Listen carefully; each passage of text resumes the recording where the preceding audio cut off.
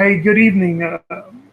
We are going to be playing Tiny Gunslingers and Gallant Knight Games, part of the Tiny Systems by Alan Barr. The adventure for this evening is called Dead Saint in Palewater. The small town of Palewater is like any other. The local cattle barons will help out and support it through any of the tough times. Things are so quiet here, there's not even a lawman needed. Everyone is a neighbor, a friend, or a saint. But a few weeks ago, some cattle started disappearing from the Franklin Ranch, one of the bigger ranches in this area. Family patron D.D. Franklin, one of the larger businessmen in this area, a very well-liked man whose nickname is Saint. He started setting up watches trying to catch these cattle thieves and bring them to justice, him and his cowpokes. So far, it's been empty-handed and futile. All they've caught is a few coyotes, rattlesnakes, things like that. We start out at the Diamondback Saloon, the only saloon in Palewater, that small town. As we span in about mid-morning, about 10 or 11 a.m., and we look towards the group of people that are now that are starting to come in for an early day's drink or late breakfast or early lunch. Paul, tell me about your character and what are they doing in the small town of Palewater? My character is, believe it or not, a British guy by the name of Archie Spears. He's only a kid. He likes to say that he's in his 20s, but in fact he's probably more like 16 or 17. He was brought over here when he was much younger by his parents, but they were killed in an attack on the wagon train that they were on by some outlaws, and he's been left pretty much to fend for himself ever since. So he hires himself out as doing whatever jobs he can. He's managed to pick up a couple of revolvers on the way, and he's gotten pretty good with them. He's quite fast with his hands. So he's just looking for work at the moment. Oh, and he's picked up the nickname Angel because he's got such a pretty face. All right, perfect for Archie the Angel. Seems like we have angels and saints and everything here. Mike, tell me about your character and what are they doing in this small town of Palewater? I'm playing James Earl Gibbons. Mr. Gibbons, as he walks into the saloon, he's decked out in buckskins. Looks like he's a bit on the wild side. But people that do know him, he does have a reputation as a bounty hunter. And people that do know him know that he used to serve with the Michigan Mounted 6th in the Civil War, and decided to retire and seek his own fortune instead of going off with General Custer. So he's got an idea that a couple of scoundrels that might be worth a couple of bucks are at the root of all this cattle rustling, and he's looking to make some money out of it. All right, sounds good. We'll see how that pans out for James. Daniel, if you'll tell me about your character and what they find themselves in the Palewater. I'm playing Becky Blood Hunk. She's a native. She was, through some negotiations, married off very young. Her husband has since passed away. She doesn't like to talk too much about that, but she's quite young. And being knowing the territory really well and being kind of natural in the wild, she took up working as a tracker and a guide. And generally, when stages come through and they need an extra hand, she'll ride out with them and come back. She's kind of between work now, so she's holding up in town waiting for the next stage to come through. All right, sounds good. Yang, tell us what you doing in the town of Palewater? I'm going to be playing Huckleberry Jones. He's a dentist from New York who messed up on one of those surgeries, and he was sued, and basically he was bankrupt. So he was basically chased out of town, roamed around, and decided to move down to South. While there, he got into a couple of brawls and ended up shooting a man in self-defense. After that, he adopted uh, the nickname Huckleberry Jones and went around, challenging people and trying to get bounties whenever he can to make his living. He just happened to be in the town, hoping to, in between his hunt for bounties.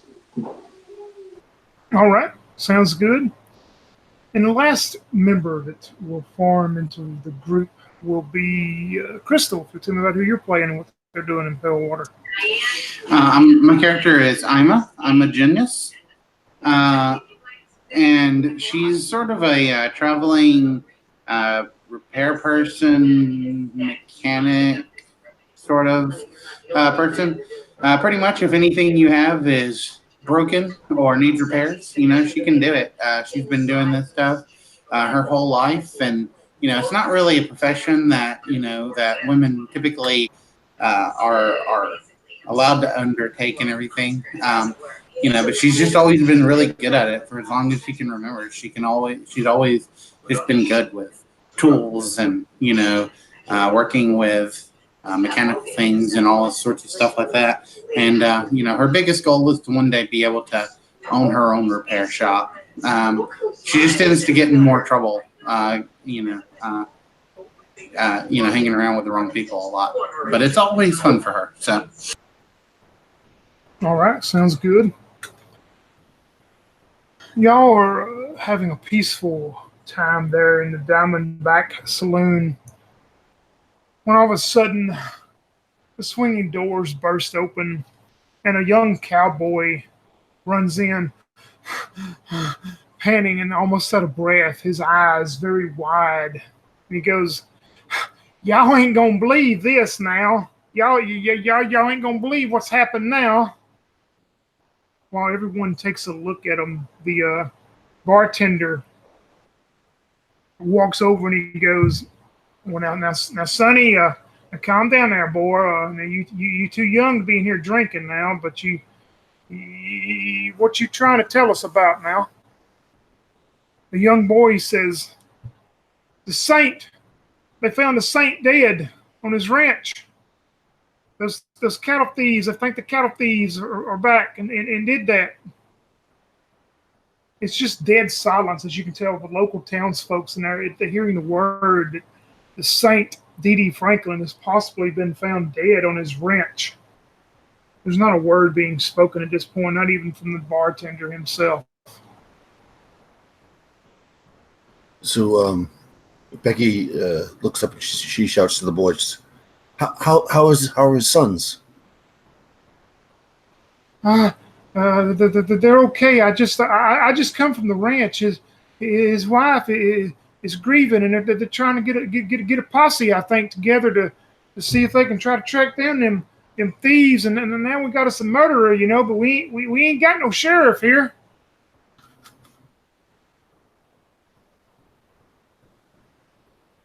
Becky looks around and she sees a couple of these like kind of strong men in the bar, and she says, "Well, are you cowards?" She kind of looks over in the direction of Huckleberry and Gibbons. Does a woman have to do the job? Huckleberry stands up and says, "I'll be your Huckleberry."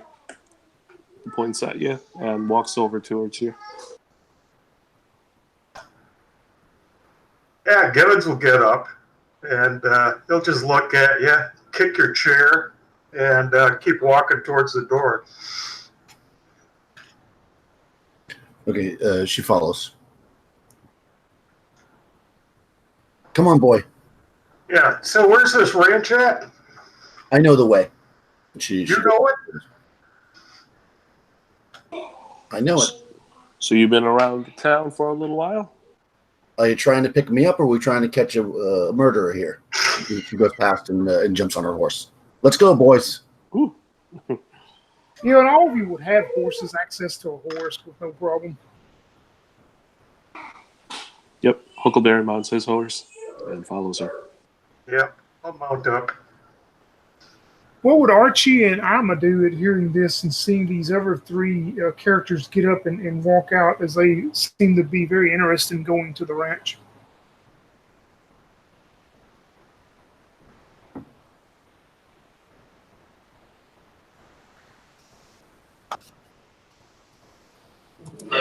I don't know, honestly. I think we lost Paul. Uh-oh. Yeah, he had trouble with his audio at first. We'll have to see if he comes back. I think he just sent a message. Lost his internet. Sounds like me. He will be back soon. All right, we'll get y'all started as you head out and you follow the young boy who was called Sonny.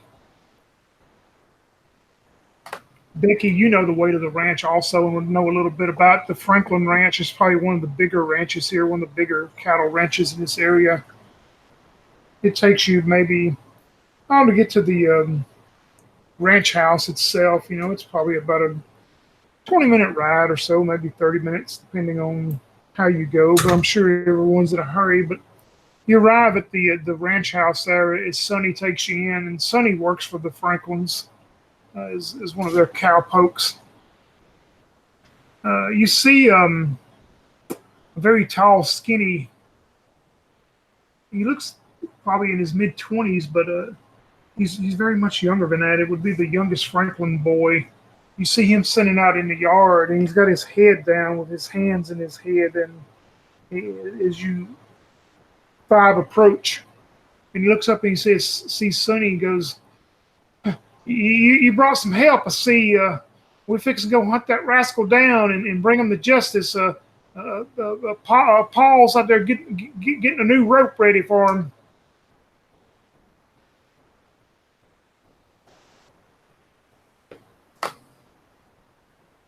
So Becky's gonna jump down and say, where was he? Where was he found? You can see that she's kind of, a little bit shaken. Yeah, and the youngest son approaches your group. Well, my dad and Mr. Billy, they've been camped up out there on the edge of the ranch where those cattle have been disappearing from, and they hadn't seen nothing for days, and they come back in and got a few more supplies, and they went back out. I guess it was 2 days ago, and Paul, and you would know Paul is like their foreman of the ranch, one of the top foremans of the ranch. Paul went out there late last afternoon to check on them, and he found Mr. Billy almost dead, and Dad had been. It looked like they just. I don't know. It's pretty bad. His body's pretty bad, but it's out on the edge of the ranch, out close to the hills, going towards the Empty Peak Mountains. Okay. So you know how to get us there, woman? Yeah. She looks up at you and she says, "Yes. Now, how's the weather been?" I don't ask. I've been here, so. Yeah, it's been. Has it rained anywhere? You would know it's closer to the end of summer, and Right. still, it's been very hot and dry summer. Okay. All right, so it hasn't rained in the last 2 days or anything. No, All right, so I'm feeling pretty confident that I can track whoever did this. I jump back up my horse and I say, "I'm gonna head up to find the trail. Come with me, boys." And I rocket off on my horse as fast as I can. Huckleberry. Fur up her butt, doesn't she? Well, she sure does. Let me talk to that boy. Goes up there and says, "Well, boy, tell me about your father. How was he found? Was he all shot up by a bunch of bullets?" No, he looked like he was like bludgeoned to death with some heavy thing that just they caved his head in, and his body was beat up pretty bad. I see. You know anything that could do that? Was it?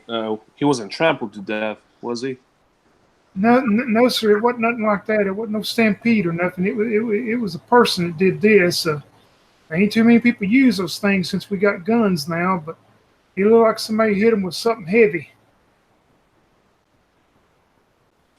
Sounds like the local Indians. I don't know. Well, I'm from New York, so I don't know a thing about these folks. But yeah, all right. I'll talk to you later then. He hops in the horse and tries to catch up to our tracker. Yeah, and someone takes you out to the scene of where it happened and where the camp was set up, where Mr. Franklin and one of his ranch hands had been set up there. The ranch hand that was brought back in, it was injured very badly. You would have known he would have been taken to town for some medical care. He was going in and out of consciousness and really wasn't alert. He said whatever. All he kept saying was, "They surprised us. They surprised us." But you go out to the location of the far end of the Franklin Ranch there, where you look on past and you can see where the Empty Peak Mountains start, what you would know would be the Empty Peak Mountains. And they get their name for being devoid of any gold or silver or ore when they searched and tried to find. So they never did find any. They're called the Empty Peak Mountains.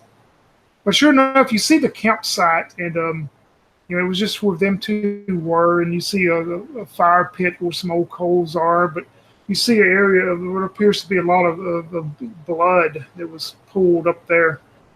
And the hand shows you and says, "Well, that's where they found Mr. Saint at. That's where his body was and stuff right there." Why in good grace would anybody do that to Saint in the first place? And why would they bludgeon the poor man to death rather than just simply shoot him? It would have been merciful to just simply shot him in the heart or something.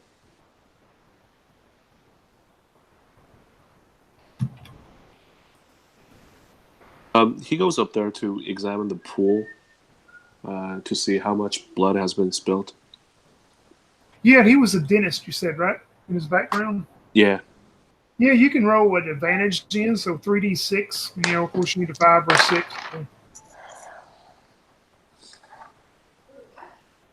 I got 9. No, you need a 5 or a 6 on each of them individually. I got 1 success. All right. You look at it, and you're thinking to yourself, this is a lot of blood. This man lost a lot of blood, so whatever damage he took he definitely took a lot of blood loss here. But whoever did it probably knew vital areas to hit. Well, something ain't right. The folks that we're facing doesn't seem like the regular cow bandits, cow thieves. So did they take the horses from the men they killed, or the man they killed? Good question. They did. The ranch hand tells you that both of the horses that Mr. Franklin and the other gentleman had, both were missing when they got there. Okay, so I'm gonna use my tracking skill. What I want to do is I want to see if I see horses leaving clearly, but also if more specifically if there's only like where their horses went. Like I'm going to look to where they would have tied them to the trees, and then look to see what direction those horses went. Yeah, you can use you'll get advantage on that, of course, for your background and stuff. Advantage is 2, 3. 3d6. Yeah. Okay, so 4, 5, and 6. So that's 2. So okay. two successes, great. Yeah, you're able. It doesn't take you long to pick up the trail. As you're maybe tuning out the rest of the noise of people talking and getting information, but you're able to find what you would think would be tracks and a trail leading off where the horses have been taken out, and it appears it's going straight towards into the Empty Peak Mountains. Okay. Is it just those 2 horses, or do I see like other horses? Do I? You see just those 2 horses, but you do see some like human foot tracks also. Yeah, so somebody came and took horses. Okay, that's right. That's what I was thinking. All right, so I come back and report that to the group. It looks like their horses were taken and ridden to the north towards Empty Peak Mountains. Whoever took them didn't bring their own horses, though, so they came on foot, which is kind of unusual because we're out in the middle of nowhere here. So they must have known what they were doing. So are we talking moccasins or are we talking boots? Good question. You would have discovered by looking at it, it appears to be probably some type of either handmade moccasins or some type of handmade leather boots. It doesn't appear to be any shop-made type of boots, France. So I say it's hard to say. Whoever it was didn't have fine boots, that's for sure.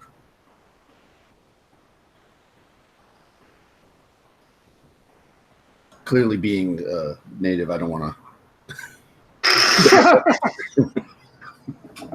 with these guys. So I'm not gonna reveal that so much. Come on, get us all riled up.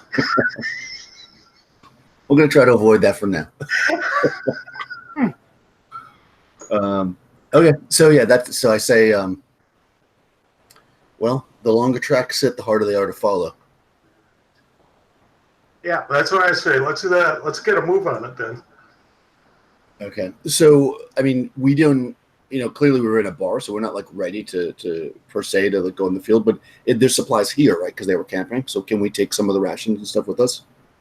You discover whatever supplies they would have had are all gone. Everything, it's just like everything's been stripped. Okay. All right, since I know the area, like, do I know if there's water and stuff in the direction? If we start going in that direction, would we be okay, or do we need to go back and get something?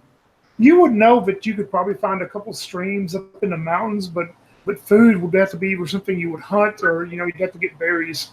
Yeah. Okay. So, and how far away are we from the ranch?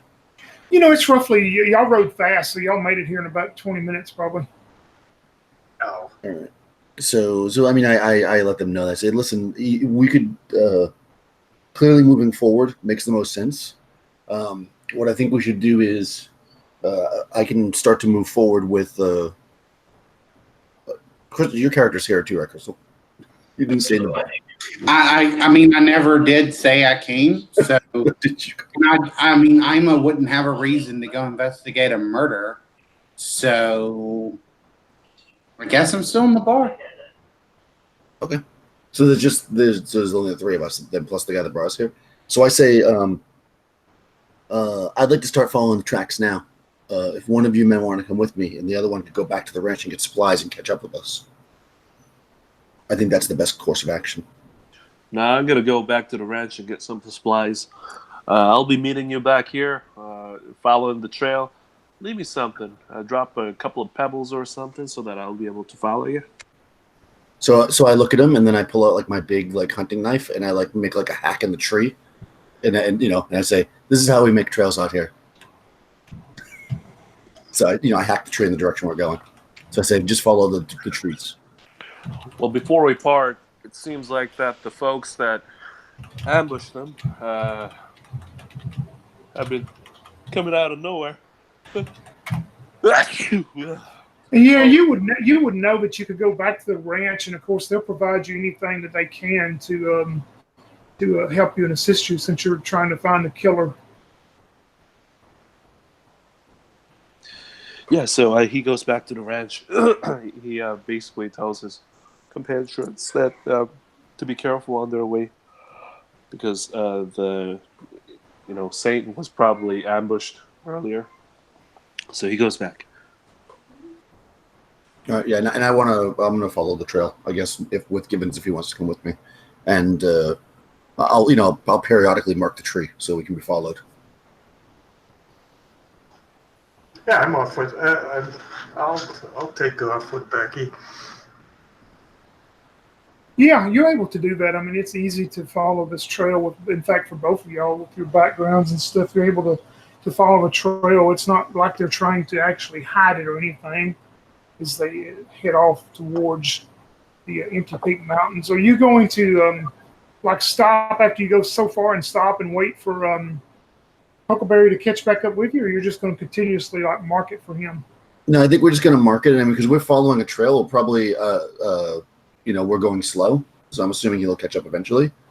Hopefully before. I mean, if it gets close to night, we'll stop. But I think we'll, All right. I'm assuming he can move a lot faster than we can because he's just going to follow the trail. So, all right, we'll jump back to you, Huckleberry. As you go back to the ranch, and any supplies that you would need for the group, of course, you find. I mean, they'll be glad to give you plenty of water and some food and stuff. And while you're there, you see a young lady that you saw earlier in the saloon that rides up to the ranch there. That you would know. You didn't know her name, but this pretty blonde-headed girl. She rides up to the ranch. If you want to make contact with her. Yeah, he's gonna look at her and say, howdy, miss. You answering the call for the posse? Yeah. Sorry. I was at the bar earlier. Well, yeah, I came into town like yesterday, and I spoke with I don't know if this will be okay, Tony. Can I just say I spoke with the guy yesterday or something, and I was repairing a watch for him or something? He wouldn't. I mean, it's time wise. I've already said he's been out. Okay. He hadn't. But I mean, if you wanted to say it was a couple weeks ago, sure, you would have run into him a couple weeks ago in town. Okay, a couple of weeks ago, and the thing is, I was in town to return it to him because I have it here. But now I hear he's been murdered, so... So you're one of them horologist folks? Folks that fix watches? Well, I mean, I fix all kinds of things, really. Just give me a screwdriver and I can fix whatever you need. Fix your relationships, maybe. I mean, Rock probably couldn't do that, because that's not what we're calling anyway. Well, it seems to be a rough place for someone like you to be around. There are some bandits that we're chasing. I doubt that you'd like to join us. But unless it's out of respect for the gentleman that hired you before, I wouldn't see the reason why you should be in a dangerous place like this. Well, I mean, yeah, I kind of feel bad. I was supposed to return the watch. I mean, and who knows? Maybe you'll have something break down, and then you'll need someone there that can fix it. And let me tell you something. Well, maybe you can tell me something, miss. It seems like there were 46. Pardon? Oh, I just assumed that was going to answer your question. Sorry. Go ahead. I'm listening. No. Well, there are 3 folks out there, I reckon, and 2 of them were slain, and 1 of them came back. And the posse that we just put together, it's myself and that Indian lady, and this one bounty hunter, I think. He seems to be a sturdy fella, but it's 3 of us again. So I'm thinking that the odds aren't good. What do you think? I mean, if you're the type to fix and to figure out these types of things, maybe you'll be able to help us in gathering some more posse in the town. Right. Well, first of all, the lady's she's not Indian. This isn't India. This is America. She's a Native American. I mean, because the European. You know what? Just forget about it. I don't know what you're talking about. I just want to. Maybe it was just bad idea to consult you, to have you consult us. What am I talking about? I gotta get my supplies and get back to my friends. Excuse me, ma'am. And then he tips his hat. And he goes back to the settlement or the ranch and gets some food, water, lanterns, and rope.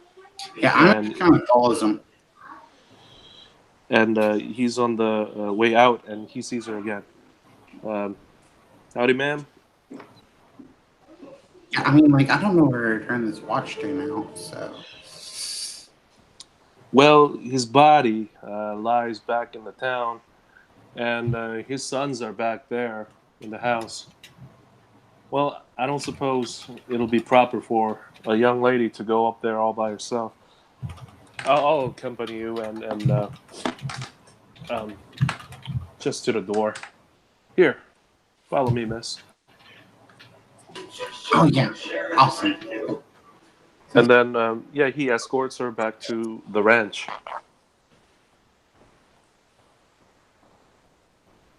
All right, you're back at the ranch. You have your supplies and stuff. Are you both going back to catch up with? No, I mean, he's just, bringing her to the ranch so that she can return the watch. And, after that, he's going to just bolt and join the rest of the group. But Yeah, I'm starting to think that was a bad character decision. But he looks back at her and says, "You're not one of those gunfighters pretending to be a watchmaker, are you?" Oh, you caught me. Yep, that's me. Gunfighter pretending to be a watchmaker. I don't know if you're joking or not.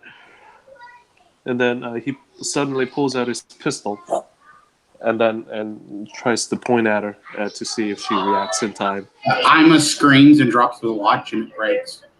Oh, now look what you made me. You know how much that was worth? Well, miss, $5 dinero. You did say that you're a Well, now gunfighter. I'm going to follow you until you pay me my money. Oh, boy. You caught me in a bad place here. Listen, and then he drops his, halfway fake, southern accent. I'm actually from New York. And I don't know where you're from. You owe me $5 dinero no matter what. And the reason why I'm down here is because I'm completely broke. I got no money. Well, I mean, you owe me $5 dinero. I don't know what to tell you, buddy. I'm following you until you pay me my money. Well, suit yourself. You can And if follow me. And then your friends are probably going to have broken equipment, and I'm going to have to repair that stuff, and you're going to have to pay for that, of course. Well, tell you what, you can tag along if you wish, but it's going to be dangerous. Damn right. You better give me my dinero.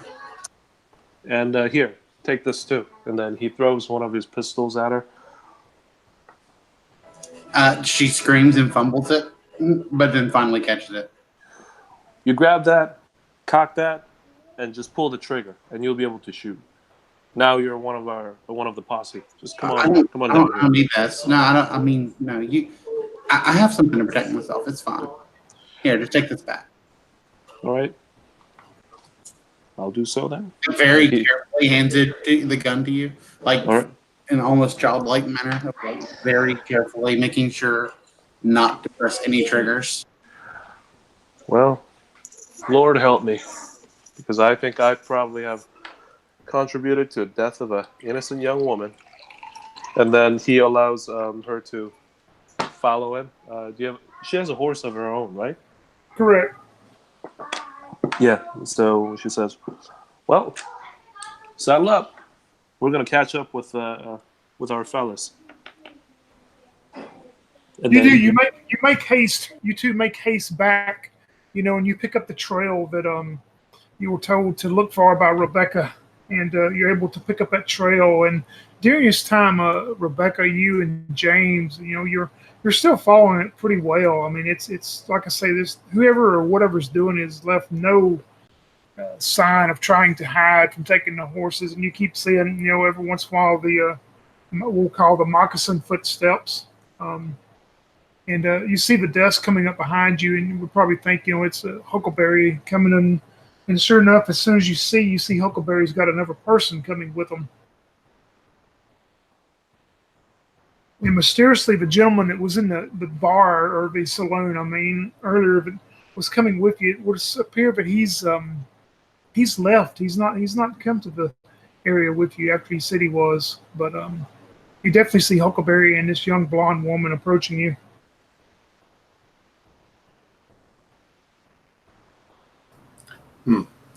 Okay, so I'm looking at, and it seems odd to me that we're able to follow them so easily if they were natives. So I'm suspecting that this is one of these like weird setups.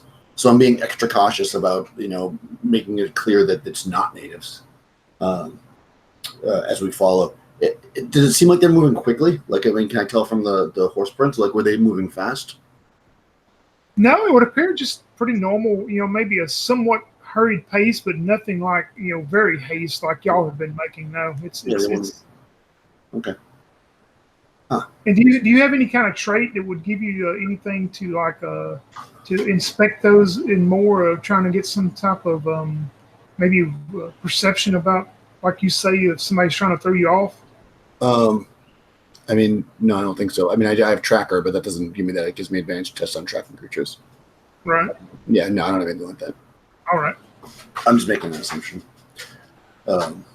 So yeah, I'm like, I'm a little baffled, but I'm also worried. So once the others join us, I say, well, they're moving at a faster pace than we have been, so we should probably. And I kind of pause for a second because I see and I kind of nod and I say, we should probably hurry along. And I turn and start moving faster, following the trucks.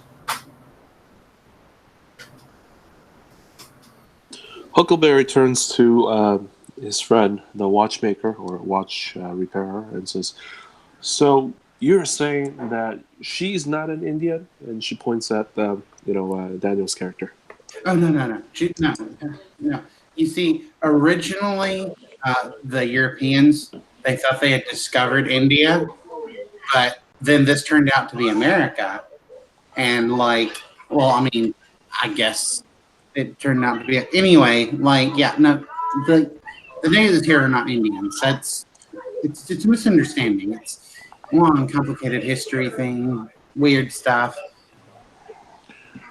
Well, when we get a chance, I'm going to go and ask her if she's an Indian. If she says yes, then I'm not going to trust anything that you say to us. Well, okay. But you understand that if you ask if she's an Indian, that's kind of an insult, right? Because, I'm not sure if she knows about India. I wouldn't know. Well, let's go and ask her when she's not so busy later. Okay. Let's go and follow her. Hey, lady, do you know about India?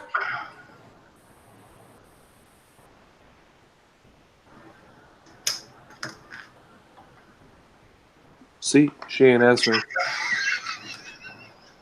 And it doesn't. You see her shoulders like tense a little bit, like she clearly heard you, but she doesn't turn or anything to react, and then she kind of just like keeps moving forward. Yeah, she's like, it's another country. Have you ever been to another country? They're really far away. I've heard that there's infinite water that surrounds all of the other countries.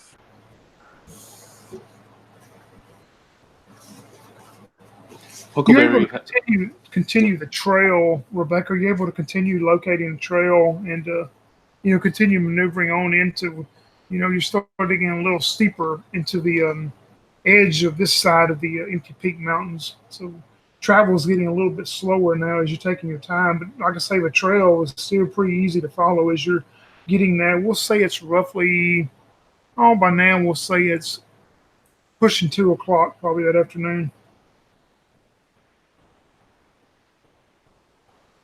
Okay. I don't intend to stop, so I just reach in my saddlebags and pull out some jerky or whatever to eat as we ride. But I let the others catch up a bit, and I say, keep your eyes to the sky for some smoke. They may have stopped to make a camp. And then I because I'm probably slightly ahead because I'm tracking, so then I right. Yeah. So does it seem a little too easy for you? It does seem too easy, doesn't it? Yeah. Maybe she just makes it look easy because she's so good at it. Yeah, that's right. Thanks.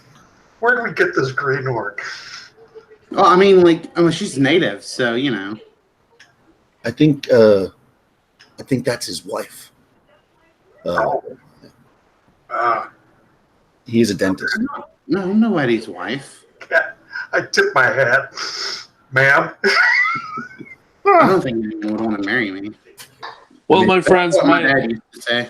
speaking of my wife, she left me when I went bankrupt in New York.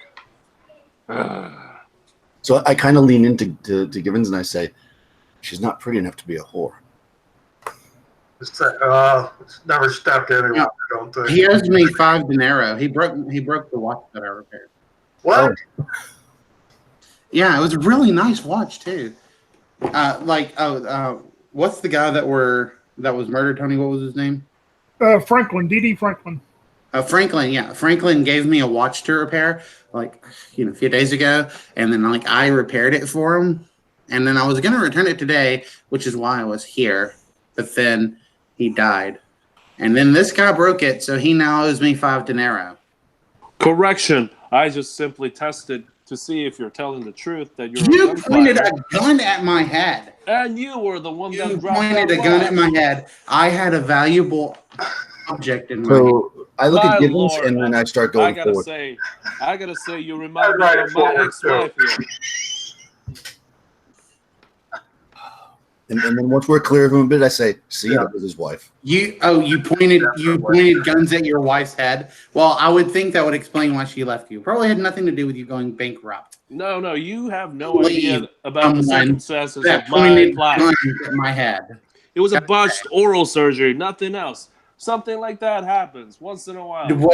Was it that you put a gun in your client's mouth? I bet that would probably have botched it.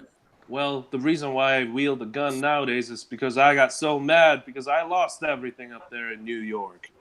And so now you go around pointing guns at innocent people's heads. Well, it seems to earn better living because of all this bounty that are all around here. So in other words, you can pay me dinero. yeah, Well, we'll yeah. pick that up a little faster. We're gonna go a little fast. With us arguing like this in the valley, I Yeah. would be surprised if we don't get ambushed in any minute now. If it's possible for myself and Givens to get far enough ahead that we can lose them, that's what we're gonna do. You probably do. As they've stopped and arguing back and forth, they probably turn and look, and y'all have got so far ahead of them, not even paying attention to them. Yeah, we're just moving ahead. We got bigger fish to fry. I see yeah, the dust you go. trail. Let's go. Come on. Did you say, Daniel, on your character it's called Tracker on the trait? Tracker is the one I have. You have advantage when testing tracking creatures' movements. While outdoors, you can always locate true north. That's what it is. Yeah. Yeah, I'll get down to it in a minute. There it is. It's on the rest of the deal instead of okay. Yeah, make me another tracking deal as you've gone into the mountains, but this one is actually going to be at a disadvantage. The trail seems to be. I mean, you're able to follow, but it seems like maybe some of the natural environment is starting to wash away, and I don't mean wash by rain, but just wash away some of the tracks. Oh, interesting. So just one die or 2 dice? Yeah, it'll just be one Okay. d6 because disadvantage trumps advantage on this game. Oh, interesting. All right, so I failed. I got a 4.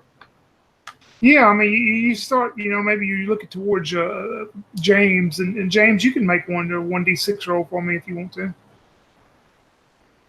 It's a 1. Yeah, you're still, all you hear is something about a watch and 5 dinero in your head. But, yeah, you're starting the trail is starting to kind of play out some as you've maneuvered on. Okay, so I'm gonna now stop and get off my horse to get a better look. And can I tell if it seems like it's being done on purpose, or just the land here is not as it's harder to You would think it's just natural environmental and the land terrain change. Okay. It doesn't appear to be intentional. All right. So I look at Givens. I say, I don't know. I can't. The trail seems to end here, which is very peculiar. But then again, we got rough land. Oh, I'll tell you what it is. Spaceman. Space what? You've heard about them, right? Those spacemen. They come down and sometimes they take cattle. I mean, that fits, right? And cattle was going missing. Are there any trees nearby that seem like they're easy enough to climb? No, I mean it's just all brush and stuff. All brush. Anything would be tall enough to get any type of more visual. Okay. Yeah, Gibbons just shakes his head. He's going to still range out a little bit further. He's going to take his rifle. You're calling me crazy, but I'm telling you, there are people that come from the stars. He'll walk with his horse, seeing if he can pick up anything. Yeah, I'll fan out the other direction. Look, see if we can get a. So I look back and I say, "Stay here," to the two greenhorns and The Bickersons. yeah, the married couple. And then we're going to spread out and see if we can find the trail.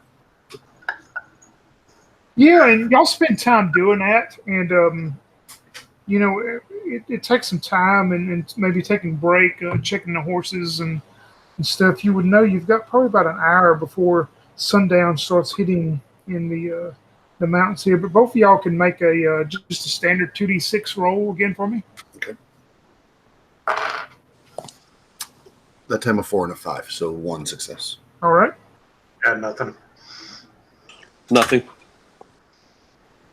While you're two, Becky, you and James have done that. Becky, you start finding what appears to be the trail again. It's kind of went off of where it was pretty much a straight line trail earlier, but now it's kind of veered off some.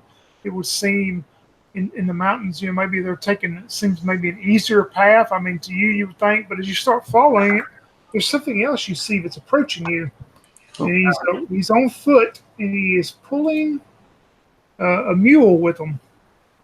And being in this area, you would know this guy. He's pretty well known. This is Cougar Ken Carson. He's one of the local mountain men and one of the local trappers. As he gets closer, you would know that's who you're talking to or going to talk to. Okay. So when I see him, I wave my hand up and I call out to him. Mr. Carson, haven't seen you in a while. Hope the hunting's good. And you can tell he appears, he's been going. I mean, his skin is very dark and red, and I mean, he's probably been up here for a while. Yeah, he looks like he appears to be pretty exhausted. He says, "Well, yeah, child, I'm trying to find a place to set up camp for the night. What in the world are you doing up in the mountains?" Well, some sad news. Mr. Franklin, he's been murdered. We're tracking the trail up there. The Saint, exactly. Who in the world would want to murder that man? He was an angel. That's what we're out to find. Camp up with us tonight. Safety in numbers and all that. Well, I'll do that, and it made me do some thinking. I got something strange, and of course, it's just you and him talking at this point. The rest of them are far off, but something I noticed strange. I guess it was a day ago, maybe 2 now. I don't keep up with time, but and you would know there was an old abandoned fort on further in the mountains that was called Fort South Star, and it was abandoned long time ago. And he says, up there at the old fort, I noticed some smoke coming up from it about a day or 2 ago, and I thought that was pretty strange. I figured maybe it was just some of them cowpokes that got off the trail, and maybe they stopped. I didn't go on up there, but I wonder if that had anything to do with what you're looking for there. Yeah, that is very odd. And I kind of get my bearings. How far away am I away from that fort? You would know if you travel. If you wanted to continue travel when you got there, it would be dark. I mean, it would be way into the dark. Okay. And this country is dangerous, I'm assuming, at night. So. Yeah, I mean, there's probably a few outlaws that pass through in this area, but it's mostly would be just natural environment of critters, coyotes, rattlesnakes, stuff like that, really, in this area. Right. Okay. That's not too bad. All right. So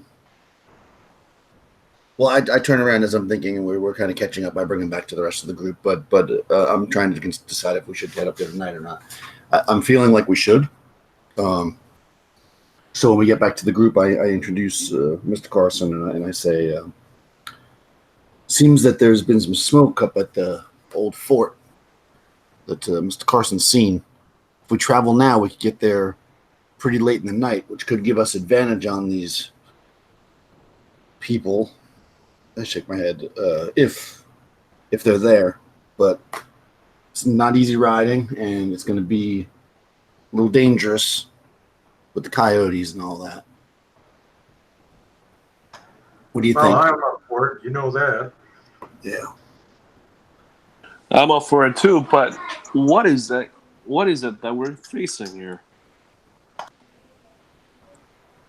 What kind of bandits, cow rustling folks would murder a man, ambush him, just bludgeon him to death, steal some horses, and head over to a fort?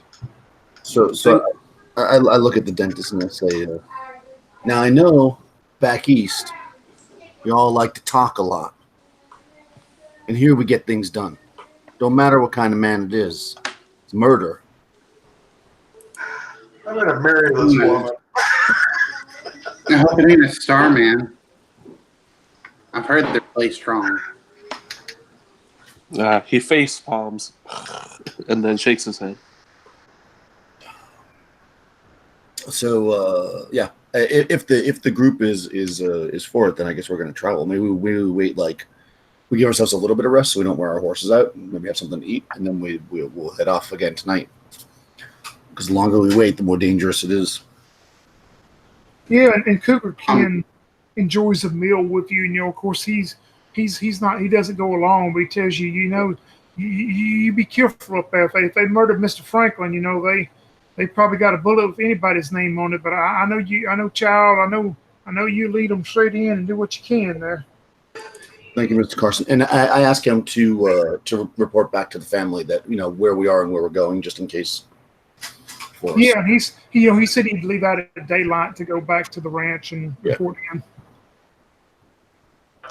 Hey, Tony, we were all rolling earlier to like look for things around the area for danger. I was going to ask though, I have an ability called Perceptive that says that I gain advantage when testing to gain information about my surroundings or finding things that may be hidden. And I was wondering if I could use that.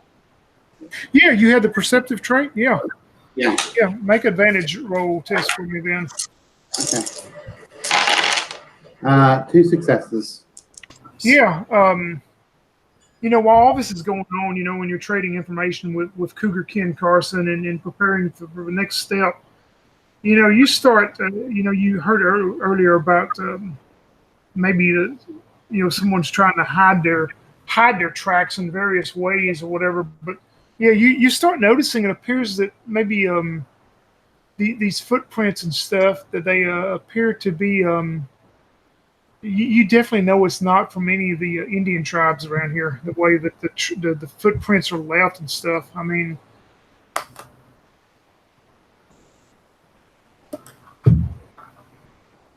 Okay.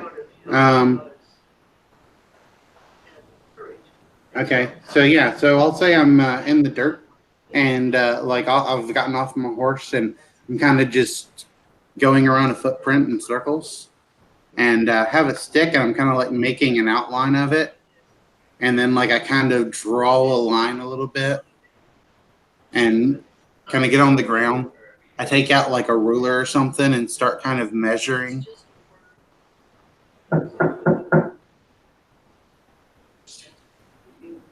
All right. And then if anyone asks what I'm doing, then I'll let them know. Like, oh, this is like, you know, these footprints are strange, you know.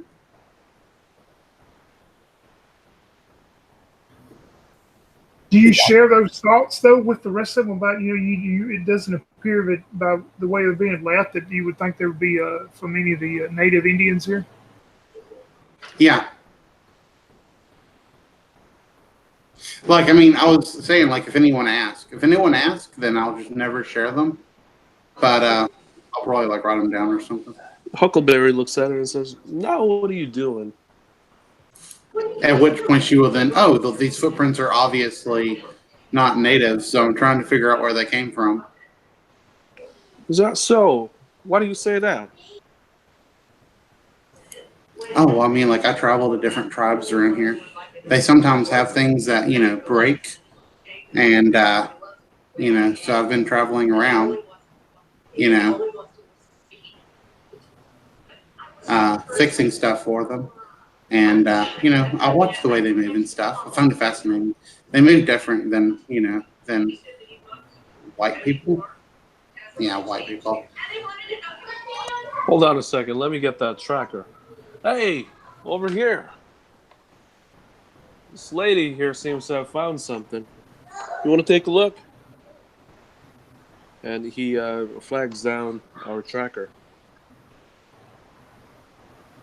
Yeah, After I'll excuse myself from Mr. Carson, and I'll go up to the dentist. I'll say, "Yes, sir."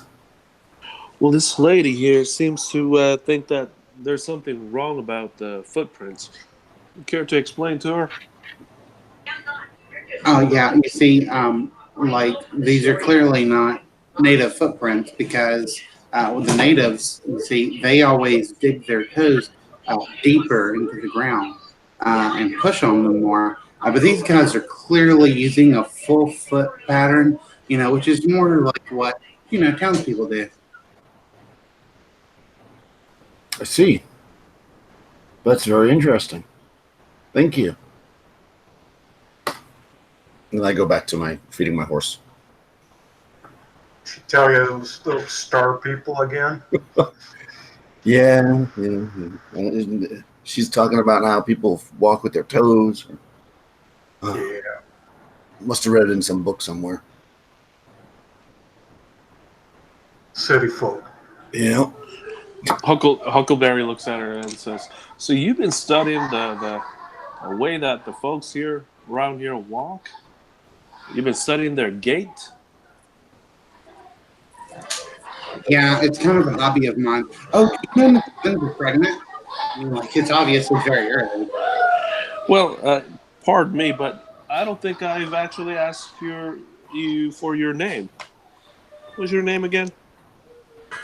Oh, I'm a genius. Ima? You said you're a genius. I'm a genius. Well, that's not what I just asked you. I just asked you for your name. Yeah, I'm a genius. No, stop saying that you're a genius. Just say, I'm not saying I'm a genius. tell me your name. I'm a genius. My name is Huckleberry Jones. What's your name? I'm a genius. He just throws up his hand and says, and rides away and heads over to his other friends. Oh, I'm a genius. What a dumb name.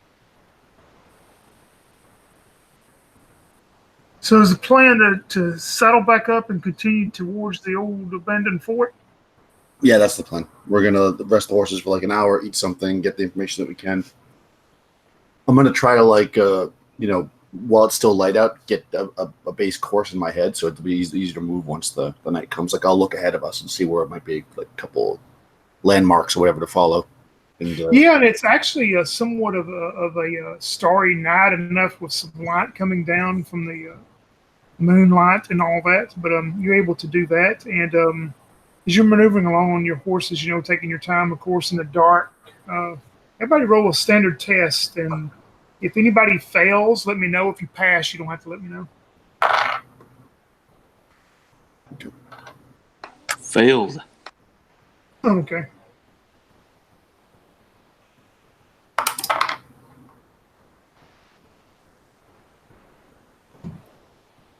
Huckleberry, looks like you're the lucky What are one. we, Man. what are we testing? I'm sorry. Just straight 2d6, and if you fail, let me know. Oh, okay. I failed.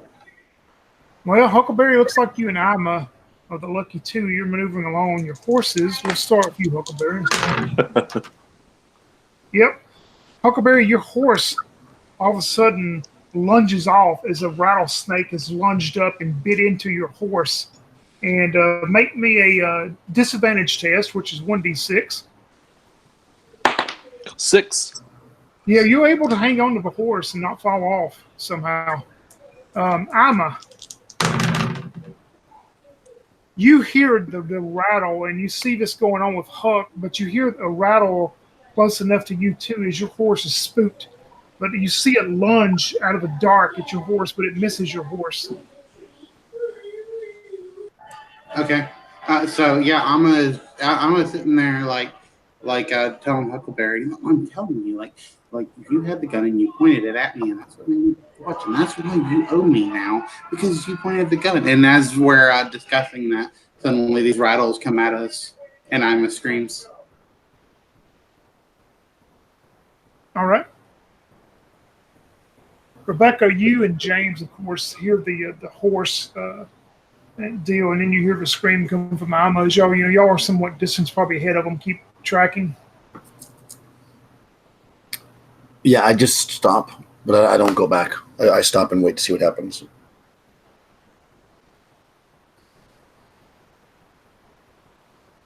Huckleberry, you're able to continue on. Your horse has evidently been bit pretty good, but it seems to be you able to keep going for right now.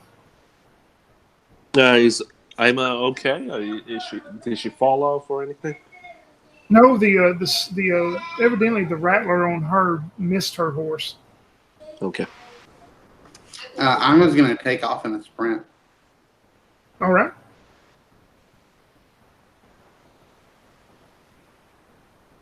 All right. Well, I mean, if you're heading up to me, I will put my hand up for you to stop if you come riding up rapidly in the dark.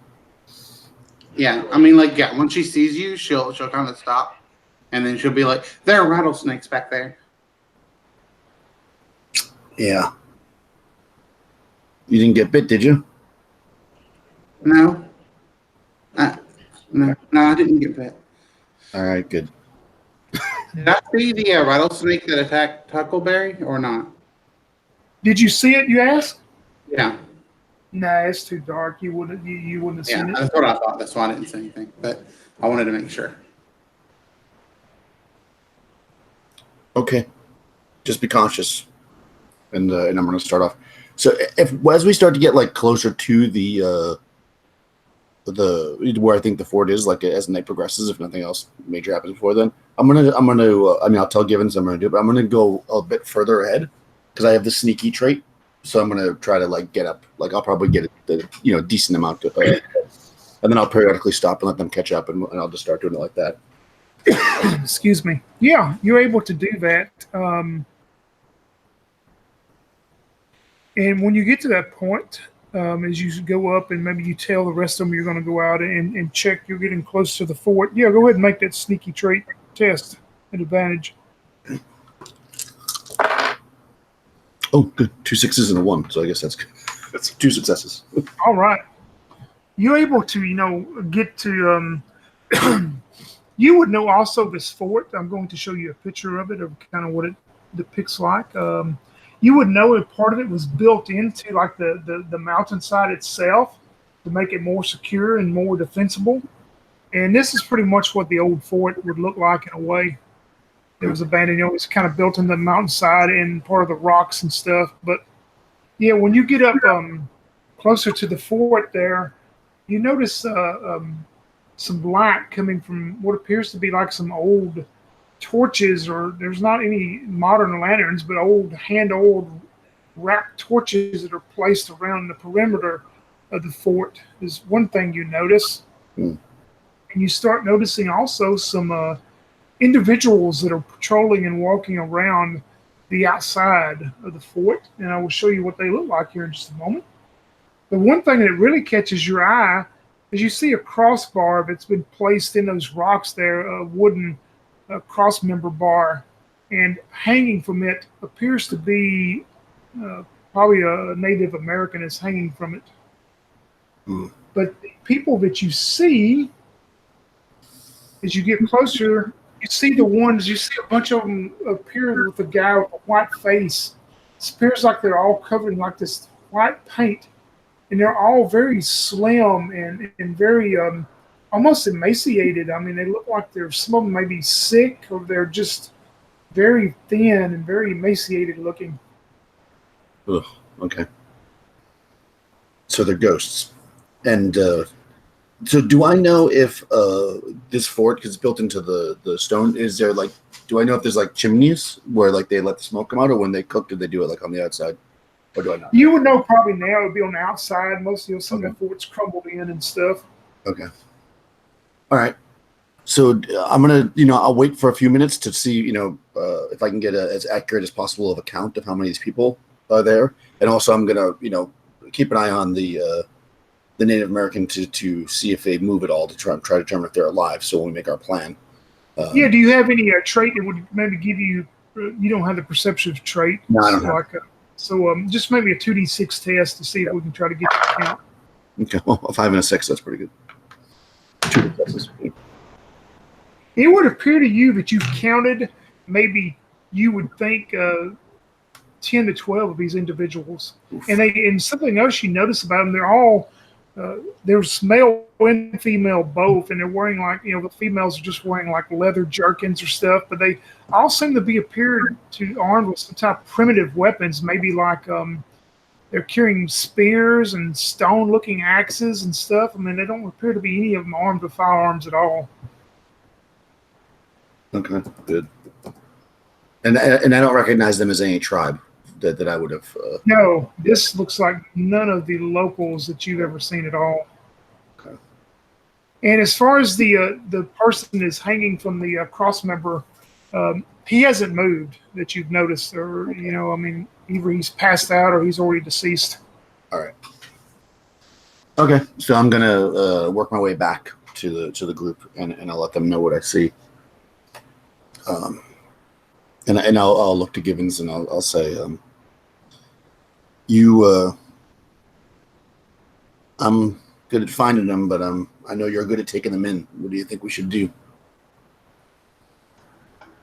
So let's take them in.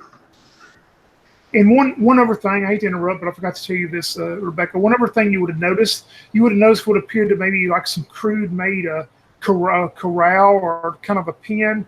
You would have noticed a couple horses in there and appear to be some cattle in there too. Oh, did I notice if the horses had saddles on them? They did not. Okay. Okay, so I make that. I let them know that. So I tell Givens, well, I have this, and I pull out my saddle. I have to kind of start to string it. I have a bow, and I say, silence could be to our advantage. Very helpful. Yeah. And of course, obviously, I have a rifle because that's what people have. So we could maybe do a bit of a surprise. Yeah, you want to take the left or the right? Take the left. What have you got to bring to the table there, dentist? My rifle. Pulls out a long rifle from the saddlebag. Okay. All right, keep your wife safe. I'm not his wife. What? I'm not his wife. Now's not the time, honey.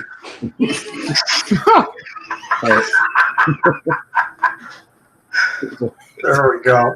Yeah, so I'm gonna like have my bow in my hand and like I'll reach down and get some of the dirt, like the dust and stuff, and I'll like put it on my face a bit and my hair to kind of like knock down any reflections that might be there, and I'll take anything jingly off my body and put my rifle to my side and my extra ammo and my bow, and then when I'm ready, I'll look to see if they're ready, and we'll try to sneak back up. Yeah, and I'll move in position. I'll do the same thing, dirty up. And yeah, I guess what we'll do is, just because I'll use the bow first, and I'll try to kill as many as I can without them noticing. But as soon as they notice, then they should just open fire, because once we start shooting, they're going to know it. But I might be able to take one or two out without them even knowing we're doing it. Sounds like a plan to me. As everyone is like jumping around, like, getting down and like getting dirty and everything, and like loading up their guns and like cocking hammers and stuff, you see Ima like just gently pull out a slingshot and like pull a rock into the banister. All right. At first, Becky's like kind of squints, and then she says, silent. Good idea, wife of the dentist." And then I walk towards the. I'm a genius. Seems like you really are. If y'all make your way back to the ridgeline where everyone can see this, you see the individuals who are walking around that are illuminated by the natural light, and also these appear to be these old torches that are hung up around the outside of the fort. Y'all notice them also, male and female, walking around covered in some type of white paint. And you see another individual walk out from inside the fort that you did not see earlier, Rebecca. And he is dressed almost like a mountain man. And he seems to be a little bit more healthier than they are. And he's pretty much looks like their pictures. He's wearing like this coonskin cap and has this big full beard. And looks like some kind of necklace with maybe bear claws on it hanging around him. And, he's just kind of standing outside there of the deal, watching and looking around. The gentleman on the cross member still hasn't moved from the position you saw him from earlier. Okay. Well, that's going to be my target for sure then. Okay. Before everyone like starts shooting and stuff, like when they're getting into position, Ima would like to like fire a shot from her slingshot, but she wants to hit the opposite side of where her team is. So that way, like all the bandits will like hear noise ricochet off of something in the back and go, "Oh, what was that?" And like turn their attention away from my team. All right. You want to do that, you said before the rest of the party does anything, is that right?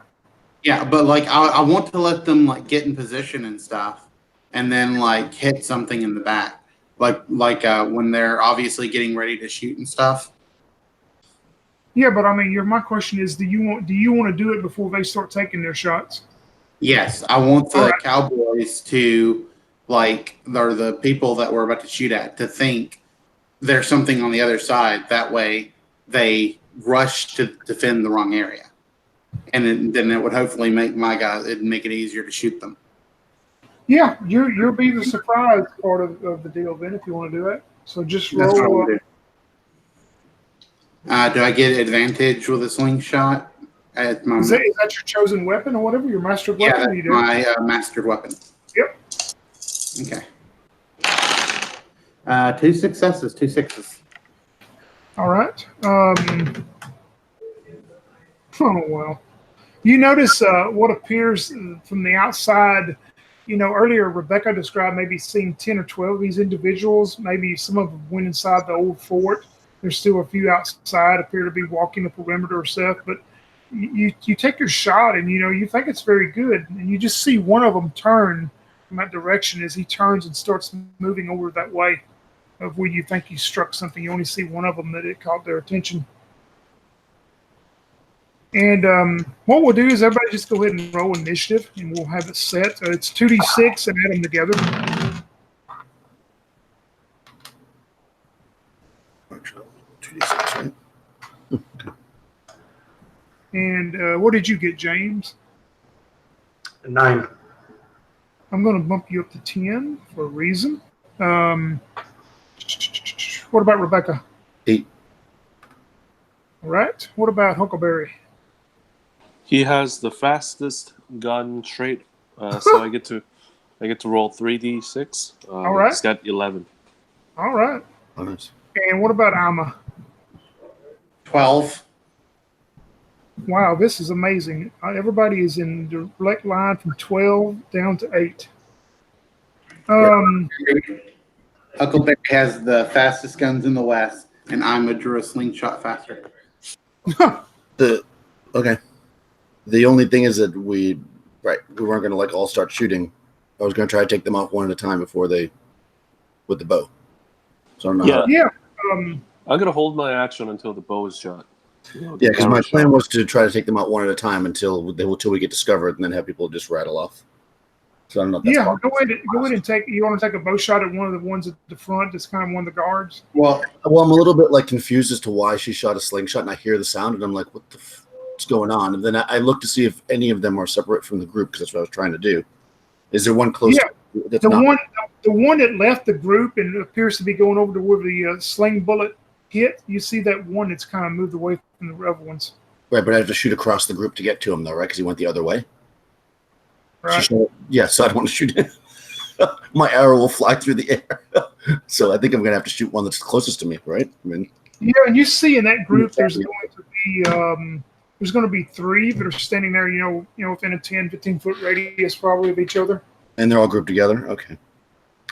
Well, now I feel like I have to react. I can't wait for it, so I'm just gonna. I'll shoot the guy that moved that way. Fuck it. At this point, the whole thing's blown. 5 and 4, so that's 1 success with the bow.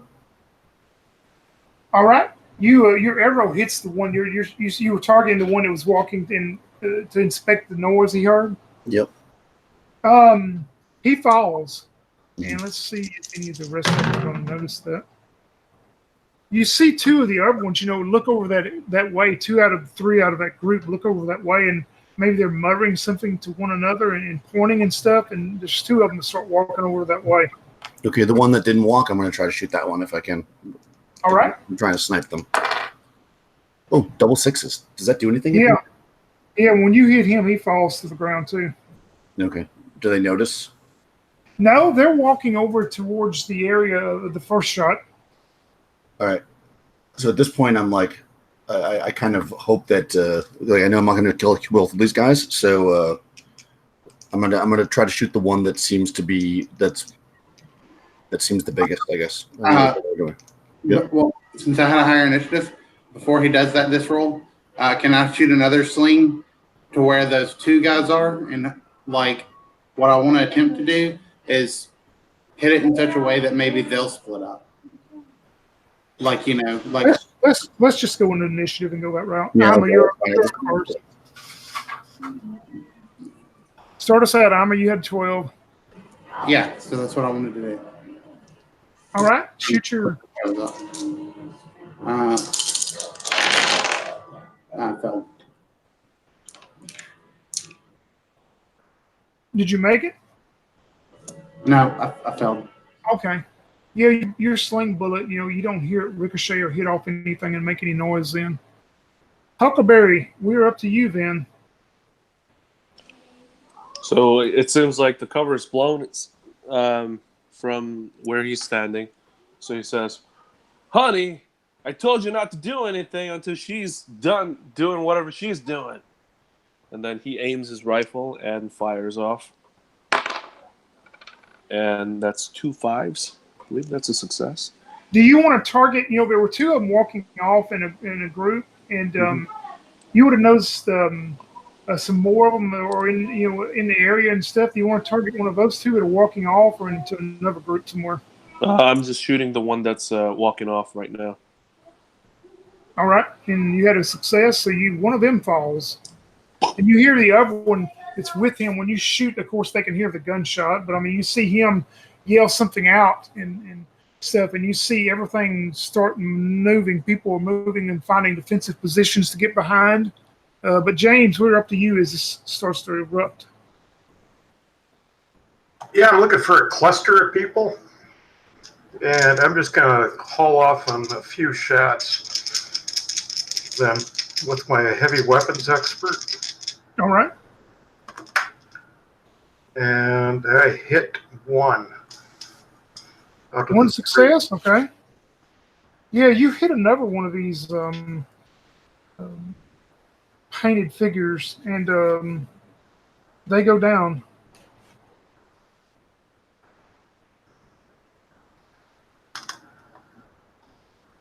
And the heavy weapons, what does it do? I'm trying to find it real quick. Page 23. It allows me to target up to 1 target and then 2 adjacent targets. And all attacks are made at a disadvantage. Yeah, there's one over target that's close to that one, we'll say. Okay. And you succeeded on it also? No, I missed on that one. All right. Yeah, you see him at hearing the gunshot and stuff. You see all of them start running for cover. Is up to their turn. Most of these guys are taking cover. The one that was dressed in pretty much the mountain man outfit or something, you hear him start yelling orders back into the fort, and you see him pull a pistol off of his side, and he starts making and moving for cover. It seems like they're all trying to get behind some cover of the old stones and stuff of the old fort at this point. And as they do, Rebecca, we're up to you. Okay, can I get a clear shot at anybody, or have they all already moved now? Yeah, I'm going to say this would be your last chance to get a clear shot without them being covered up. It's one of them. Okay, so if instead I want to sneak and get down to where the animals are, can I do like a double movement or whatever to do that? Can I move that far? Yeah, you can do that. I mean, you're going to lose your chance to hit somebody with a shot that's not behind cover. But yeah, you can do that. Yeah, well, because I'm assuming that if I'm imagining this correctly, that the corral's probably close to the building, right? So I'm trying to flank them basically. Yeah, you can do that. Yeah, so that's what I want to do. I want to use my sneaky again. I'm going to go, and I also have animal empathy, which allows me to kind of. You're able to communicate with animals loosely, understanding their body language and noises. This form of communication is primitive and very simple. But basically, what I want to do is use that if need be. So when I get with the animals, they don't get riled up that I'm in there with them, because I want to hide in there with the animals. So I'm going to flank them into the thing, and also switch to the rifle as I go. So first I'll sneak. Oh, 5, 4, 5, 6. That's funny when they go in a row like that. All right. And then in my animal empathy, that I guess get 2 on. Is that how that works? You just get 2 on that one. Yeah, just be straight. Yeah, and that's a 5 and a 2, so 1 success. Yeah, you're able to maneuver to the. It's starting to kind of erupt in chaos with these figures not knowing what's going on and all that as your group's preparing to do what they're going to do. But yeah, you're able to get down there, and it doesn't seem like anybody noticed you. Okay. Yeah, my goal is to look for a clear shot of the leader guy, and I'm going to stick with my bow for now. To keep, because I'm in with the animals, I don't want to rile them up. All right, we'll go back to Alma then, as all this is starting to play out. I was probably up behind like everyone else, right? So she picks up a rock and uses that to hit Huckleberry for calling her honey. Huh.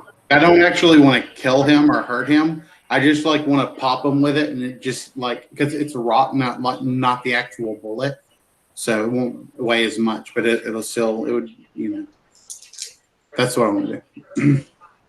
You've got a love peck, Huckleberries. It's up to your turn.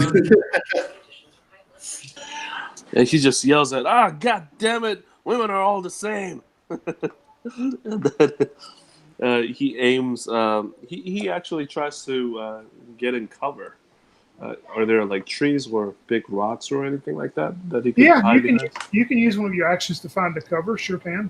Okay, and he yells out to Ima, get down, get away from the clearing so that they can shoot at you or something. All right. Anything else you want to do? That's one action. He aims, and does he have any shot at all? You notice that if you can shoot, it's there. You've noticed they've taken cover also. So if you take a shot, it's going to be a disadvantage. It'll be 1d6. He's going to try to aim at that guy, the mountain man. What appears to maybe be their leader or whatever? Yeah. All right. And then he's going to aim and say, all right, this one's going for your head. And shoots, I got 6. Yeah, you strike into him miraculously then with your firearm as it hits him, and he just kind of shrugs it off. He just kind of shrugs his shoulders. He's been hit. Oh wow! See that? And then he turns over to his friend, the bounty hunter. I got a clear shot at him, and it didn't do a damn thing.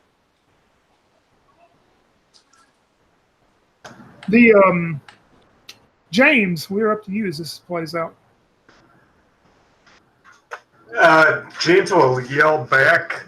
Looks like we might have a little more trouble than we thought with him. And he'll take a shot right at him. You going to shoot the mountain-looking man too? Yeah. You got to be disadvantaged, so 1d6. It's a miss.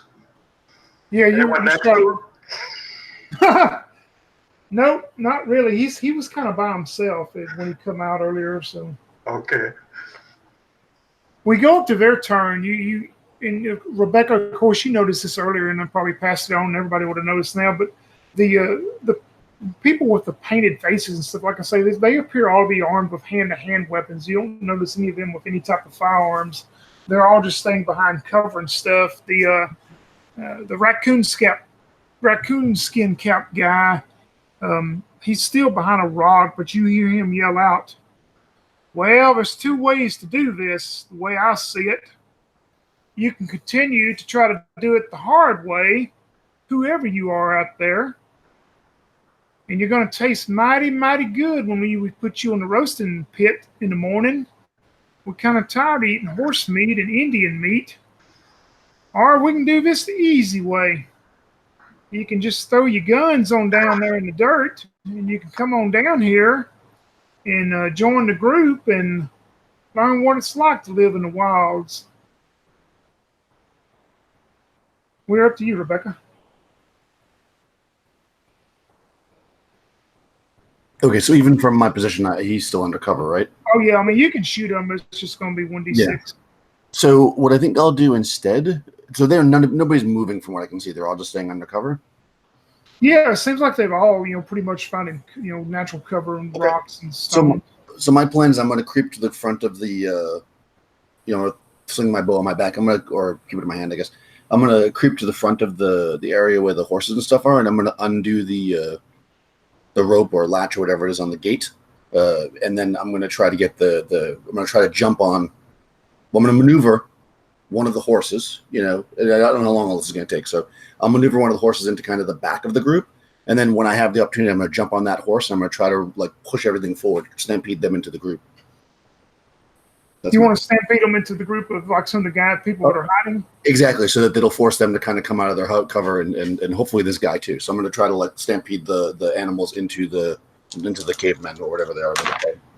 Yeah, roll for that. Roll for that. Whatever. A 1 and a 6. So all right. 1 success.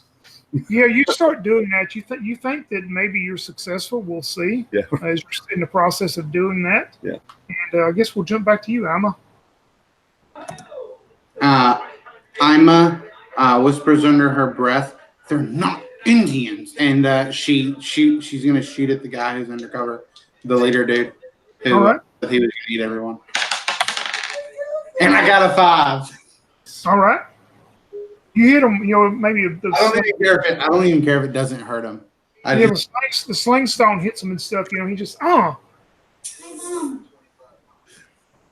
So Huckleberry, what would you like to do as your bride to be has hit him? He says, "Nice shot, honey." And then he spits on the side and aims and lets another round try to hit the guy. 1d6 still, correct? Yep, everything, yep. That's a miss. Pew! All right. James. James is going to stand up at this point and just take a shot and start walking down the hillside. All right. Who are you gonna shoot at?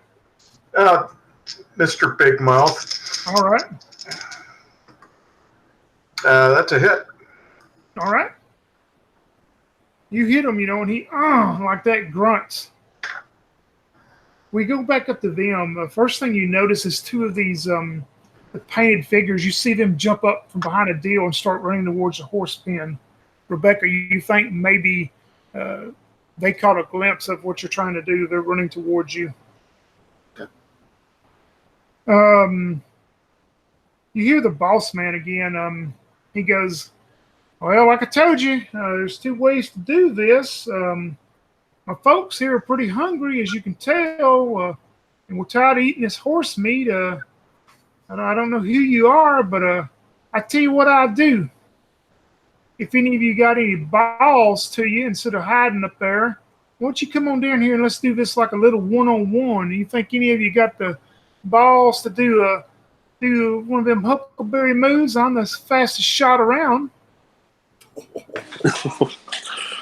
You calling me out, pal? And then he stands up. Well, I'm calling out any of you that's brave enough to come down here and let's have us a little shootout, and we'll just see how good you are. Well, you tickle my huckleberry, my fella. I'll be right there. Are you going to start walking that way? Yeah. All right, Rebecca, I'll let you do one last deal before we go into that. Since those two revealed themselves and they're running towards me, I'm going to use both my actions to shoot my bow. So, all right, perfect. First guy, a 5 and a 6. So that's 2. That's a good shot, good clean shot. You see him fall. And second guy, a 5 and a 2. So 1 hit on that one. Yeah, shot. you see him fall also. Both of them fall to the ground and appear to not be moving then at this point. Okay, cool. And that's all I'll do then because I'm. All right, we'll just stay in initiatives because Huck's almost up. Alma, is there anything you'd like to do as you see Huck get brave and start getting up? I guess not. No. All right. Huckleberry, you get up and start walking down that way, and the guy sees you, and he holsters his pistol back, and he stands up, and you can see he's been wounded from the shots that he took. He says, "Well, you the brave one. You don't look like much. You look like a doctor or a dentist, is what you look like to me, boy." Well, give me a smile, and I'll let you know what kind of procedure you're gonna need to make you smile good when you're going down on the ground. Well, you get your stance there, and let's do this and see what happens from here, and we'll see how good you taste in the morning. All right, Yang, we are going to do gunplay and a shootout. What I'm going to do is lay down our 2 face-down cards. You want the first or second face-up card that I pull? He's going to go for the first one. The first one is a king. There you go. You have a king for your face-up card. Okay. My face-up card is a jack. Ooh.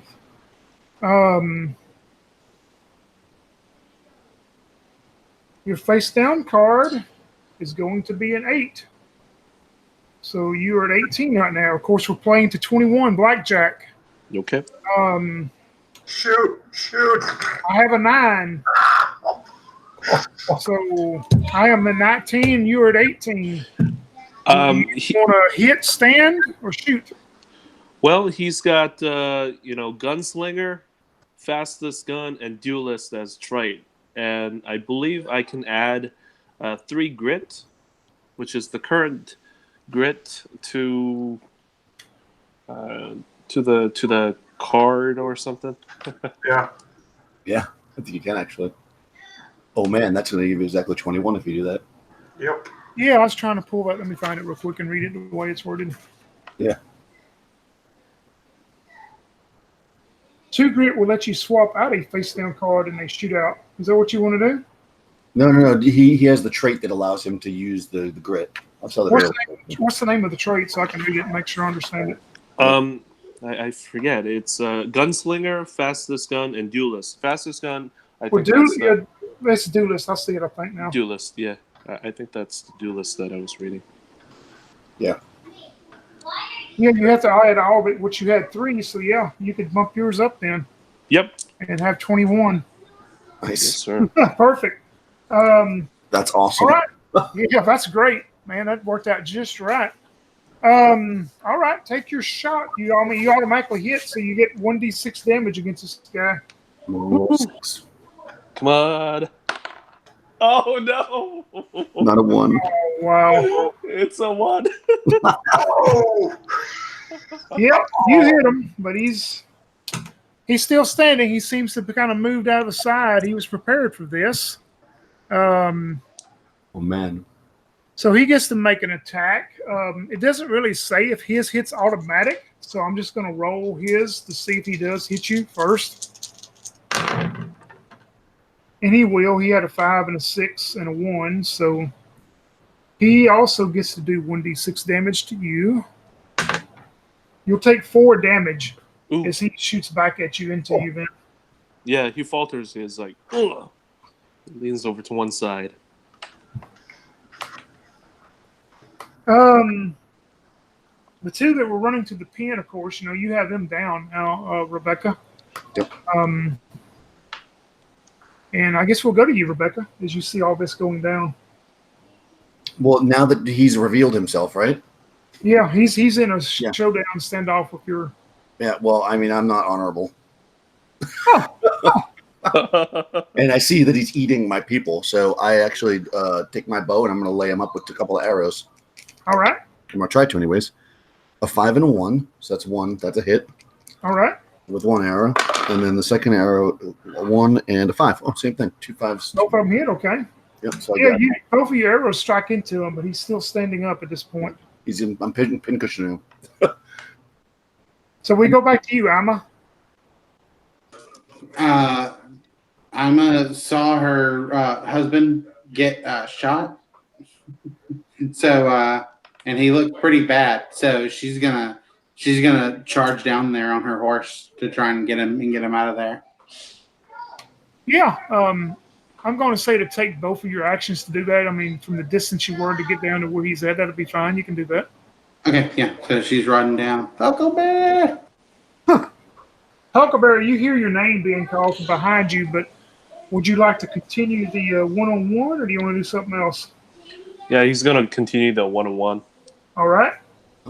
You want the first or second face-up card? Always go with the first. Your first one is a 2. Ooh. Mine, well, mine's a 3. My face-up, or face-down, I'm sorry, is a 10, so I'm at 13. Hey, your face-down is a 9, so that would put you at 11. I'm at 13, you're at 11. Okay. Let's see.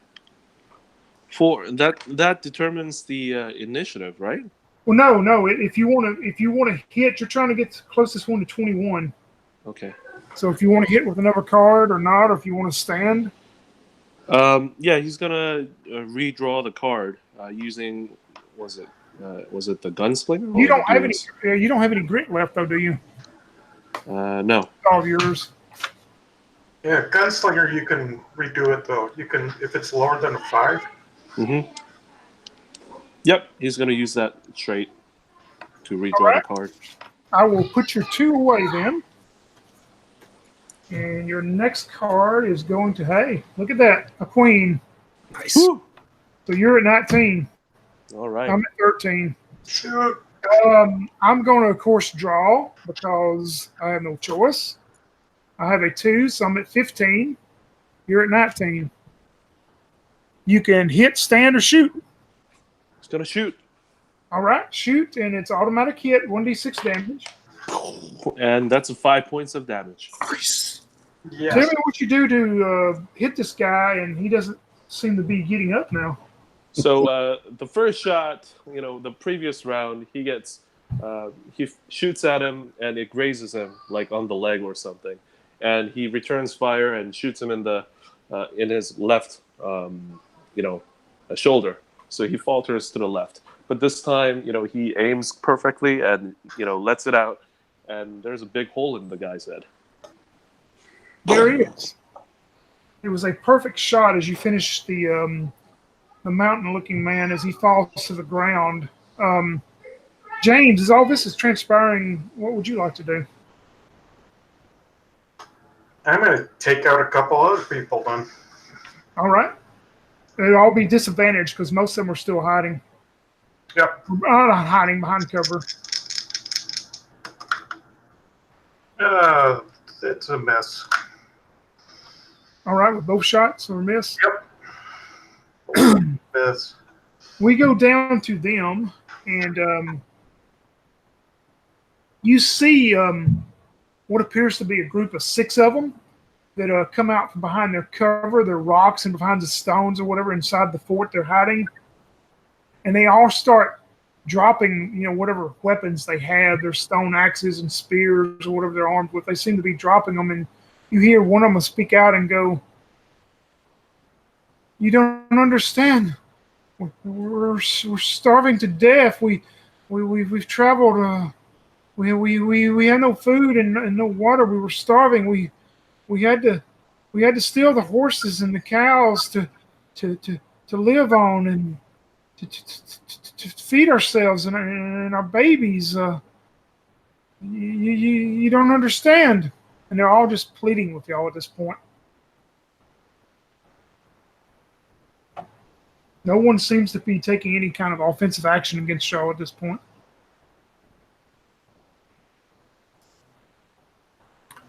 Yeah, well, I'm going to shoot him. Wow. Next, right? So we'll stay in initiative. Yep, Rebecca. yeah, I'm gonna yell out. When a man eats another man, they become a beast, and beasts must be put down. And I'm gonna use my bow, and I'm gonna shoot. That misses though, and my second shot hits. So I hit one of them. You take one of the what appears to be 6 standing right now. You take one of them down. I'm almost out of arrows here. Alma, you've rode up and seen Huckleberry take down the big bad guys. You're right there with Huck now. Of course, you heard the pleading and all that, and you see Rebecca still shoot one of them. What would you like to do? I mean, they're actually eating people, though, right? You've not seen any evidence of that yet, but you would have heard what the leader earlier said.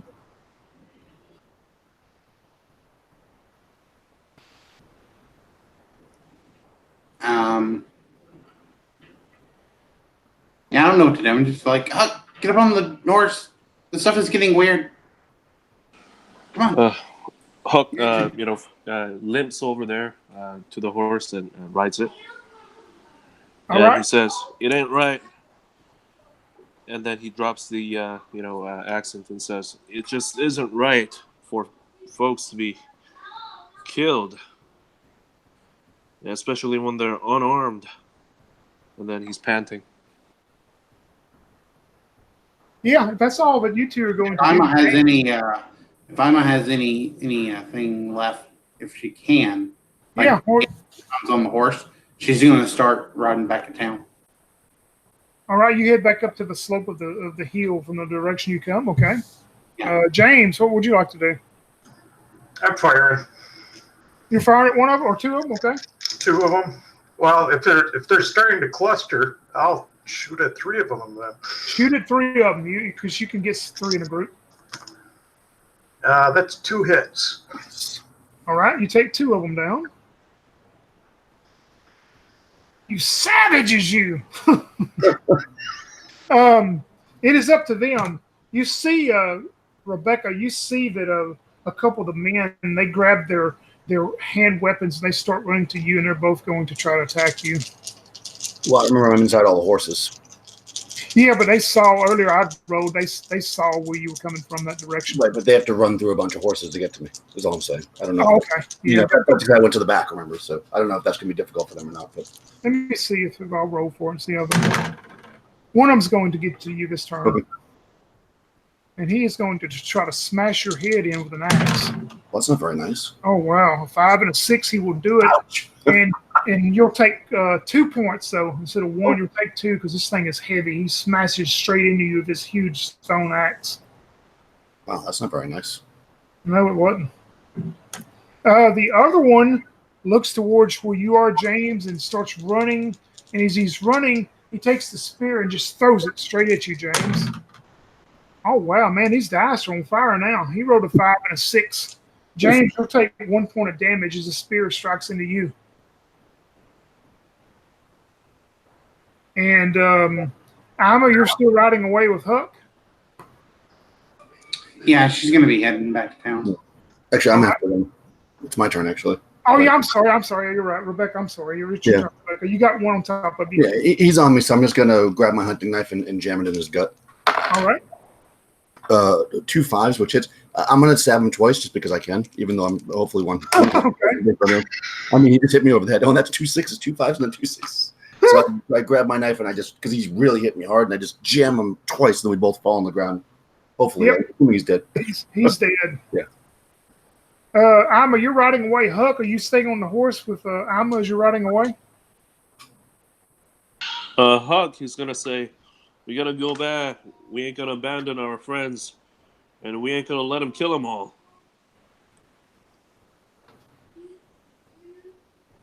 Does Aina comply?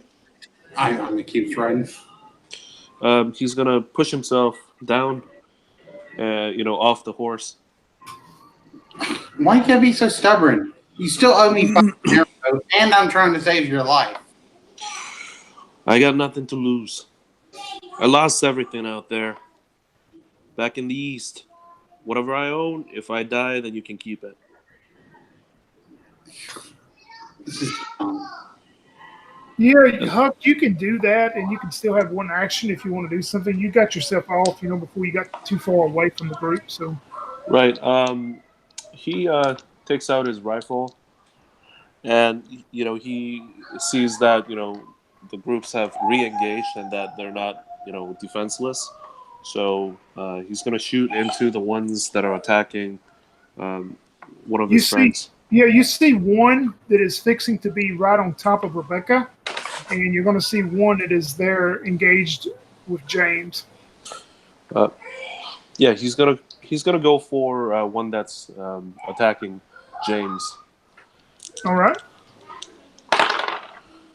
and that's a miss. Okay. You miss him then. James, you hear the shot whistle by you and look over, to see Huck shooting towards this guy that is right on top of you now. As we're up to you, James. Can I still fire at him with my rifle, or do Oh, I yeah. just keep melee? Yeah, we'll keep it simple. Sure you can. Okay, I'll shoot him after I pull the spear out of my chest. Yeah, that's a 6. Yeah, he's running straight towards you, and you saw that he was trying to pull what appeared to be some kind of knife or something out of his belt, after he threw his spear, and you strike into him, and he head first into the ground. The one that y'all see visible but still left is right on top of you, Rebecca. Or there he is. He maneuvered through the one that was trying to maneuver through, so he's going to try to hit into you what appears to be he has some type of hand weapon too, a crude hand-looking weapon. Yeah. And he will hit you with a 6, and you'll take 1 point of damage. Ouch. From this. It's not. You notice it's a much smaller hand weapon. It's not the big, large one like the other guy had. Okay. And we're up to you, Rebecca. Would I realize that he's the last one, or I don't know that because I'm in a big melee with him? You think? I mean, as far as you know, it's the only one that's visible in this area from what you can see. Okay, then I don't know if there's a rule for this or whatever, but what I want to do is whack him with the back of the butt end of my knife to try to knock him unconscious versus killing him. Yeah, I mean, if you make a success attack roll, yeah, we'll say you can just knock him out. Okay. 5 and a 1, so then that hits him. Yeah, you hit him and he conks out on the Okay. ground. All right, and then I'm gonna, once I know I kick his weapon away and I drag him out, watching to make sure nobody else is running out. Assuming no more baddies come out, I'm gonna drag him out into the clearing. Yeah, as you drag them out, you and James, and now Huck is down to you now as you three are in the group, and you see the last glimpse of Ima as she's riding off. This is what you will see come from on inside the remains of the fort. You see a group of small children walking out of the fort towards you. They're all pretty much like these people were, very emaciated, very looks like they're just starving to death. They don't have the white paint and stuff on them. Most of them, though, are very grungy, though, and long-haired, wearing just bare minimal clothing and stuff. And they're all walking out towards you. And what you would think would maybe be one of the older girls, maybe 10 or 11, 12, she looks at you and she goes, "Did you bring food and water?" So Rebecca, she actually she's got like a bloody knife in her hand. She drops it on the ground, and a tear comes on her face, and she says, "Yes, children, come with us." And she's going to head back towards where horse is to get the food off for the children. Yep, you're able to do that. You find let's see. You find there's 4 children in all that come out. If you go over, which y'all may have forgot about this, and if you did, maybe I should have threw it back in there. if anybody would have went over and inspected the cross member with the person hanging, you would have found out it would have been one of the native Indians in the area, and you would see he's dead, but you would have noticed part of his skin has been cut off, and very brutal, very cruel manner. This pretty much ends the adventure, really, as we'll go into my typical deal of how the story is going to end. And you can add anything, any flavor you want to with it, however. Mike, start me with James and tell me how it's going to end. James is going to start binding up people and throwing them on the back of horses. And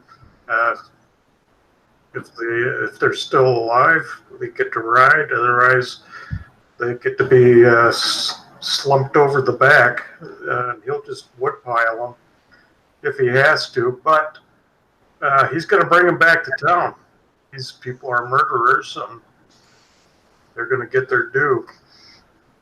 Yeah, the only survivor will be the one that was conked out there by Rebecca at the end. You know, of course, y'all have him bound and tied up, whatever, and he comes back to eventually, if you give him some medical treatment or whatever, he comes back to. But the rest of them were all from the injuries die.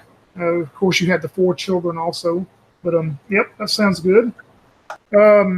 Daniel, how's it going to end for Rebecca? So Rebecca will, guide the children, taking the spare horses that we found. You know, she'll make sure that the children, are able to ride, and then bring back the cattle if she can. But before she does that, she's going to take down the native that she saw. She probably doesn't know him because she's not originally from this area, but she knows that generally that they would want to be, buried with flame. So she'll actually set up a funeral pyre for him. If others leave before then she lets them leave with the children. But if they stay, then they stay, and she's going to do a funeral for the native that died. Oh man, great, perfect. That's a perfect way to end it. Yang, what about old Huck? Huck, after the children are fed, he walks over to the corpse of the mountain man. He goes through his belongings to see if he could find any gold or any dineros. 5 dinero. Roll me a D6. 3. You find 3 dinero. Okay, he takes the 3 dinero and he leans over and looks at the guy's face, and there's and with his finger he pries the guy's mouth open and looks at it, stares at it for a while and says 5 cavities, and then he looks at his forehead and says +1.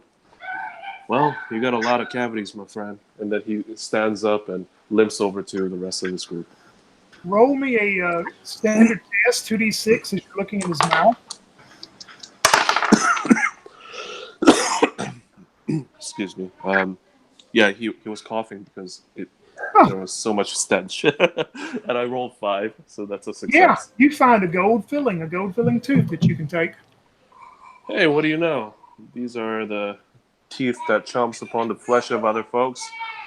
It wouldn't be proper to leave such a precious metal in this fiend's mouth.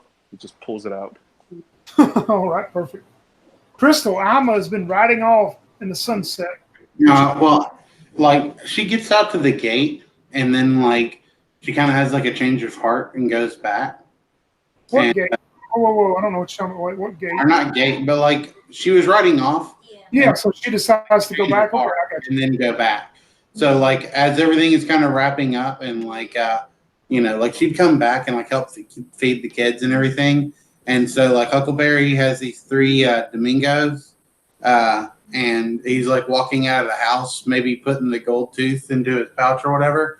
And all of a sudden, Ima grabs the 3 Domingos and says, "These are mine, and you still owe me 2 more Domingos." And she will always follow Huckleberry now. And, he racks up different charges from time to time. So she just adds to his debt.